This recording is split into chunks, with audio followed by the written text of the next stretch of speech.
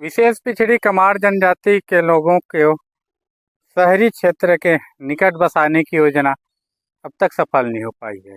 दुर्गम पहाड़ी के ऊपर बसे इन ग्रामीणों के लिए करोड़ों रुपए खर्च कर सरकार द्वारा सुविधा युक्त नया ताराझर गांव बसाया था, जिसमें बाकायदा सभी परिवारों के लिए पक्के मकान, बिजली, सीसी रोड, मोबाइल टावर और अन्य सुविधा भी दिया गया था। लेकिन फिर भी जो ग्रामीण उनको यह गांव रास नहीं आया और वे फिर वापस पहाड़ी के ऊपर लौट गए। नमस्कार, मैं उमेद कश्यप हूँ और आप देख रहे हैं उदंती टाइम्स।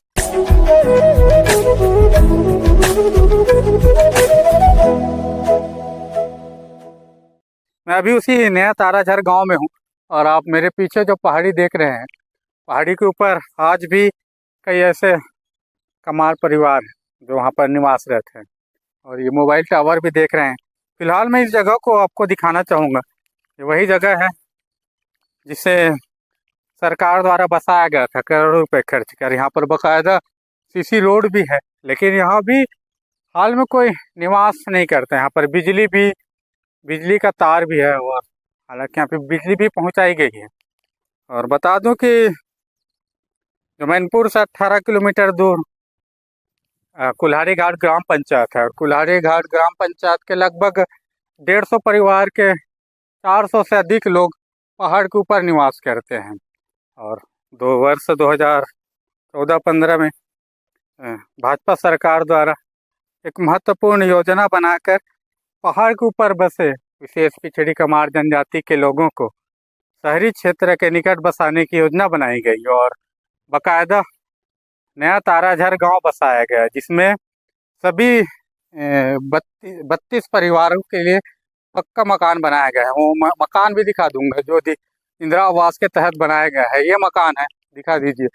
हालांकि अभी खंडहर में तब्दील हो गया है, पूरा वीरान पड़ा हुआ है इस जगह में। और 32 इंदिरा आवास के तहत पक्का मकान बनाया गया और 3 और प्रधानमंत्री आवास योजना के तहत बनाया गया था। 2014-15 की बात है। और जो बाकायदा उसके बाद इसमें 2 तालाब का भी खुदवाया गया और मोबाइल टावर भी लगा है, बिजली का भी व्यवस्था किया और सौर सुजला योजना के तहत यहाँ पर पेयजल पानी की भी व्यवस्था की गई। और जो यहाँ पे जो लगभग 32 परिवारों को यहाँ पर बसाया भी गया था और बसाने के बाद उनको पुश्तैनी व्यवसाय है, बांस बर्तन बनाने के लिए यहाँ पर बांस के जंगल के भी उनको व्यवस्था कराई गई थी। और ये ग्रामीण यहाँ पर कुछ साल तक रहे थे। और देख लीजिए, ये घर है, घर के अंदर अभी हम जा रहे हैं। पूरे खंडहर तो दिख रहा है यहाँ पर, अभी बीते कुछ सालों से कोई निवास नहीं करता है और ये खंडहर हो गया है, पूरा वीरान पड़ा हुआ है ताराझर गाँव।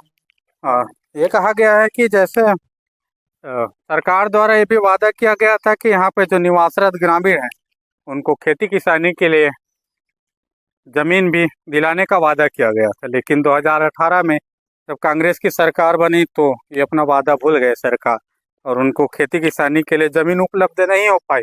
ऐसे में जो यहाँ पर निवास कर रहे थे वो ग्रामीण जो हैं वे पहाड़ी के ऊपर लौट गए। उनका ये भी कहना है कि उनके लिए यहाँ पर उपयुक्त जो उनके पुश्तैनी बांस के बर्तन बनाते हैं उनके लिए भी बांस उपलब्ध नहीं हो पा रही थी और खेती किसानी के लिए भी जमीन नहीं थी। और जो जमीन है खेती किसानी के लिए वो भी पथरीला है, वो भी खेती किसानी के लायक नहीं है।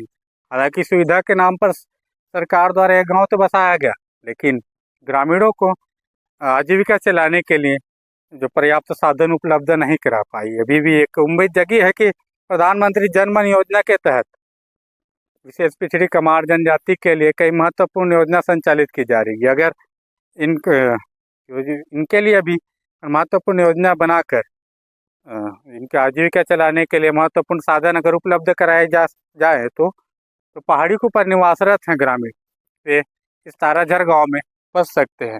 और ये वही गांव है और हम चलते चलते दिखा देंगे आपको। मोबाइल टावर भी दिख रहा होगा और ये बिजली का तार है। हालांकि पूरा वीरान पड़ा हुआ है, सीसी रोड है और सौर सुजला योजना के तहत यहाँ पर पानी का टंकी भी बनाया गया है।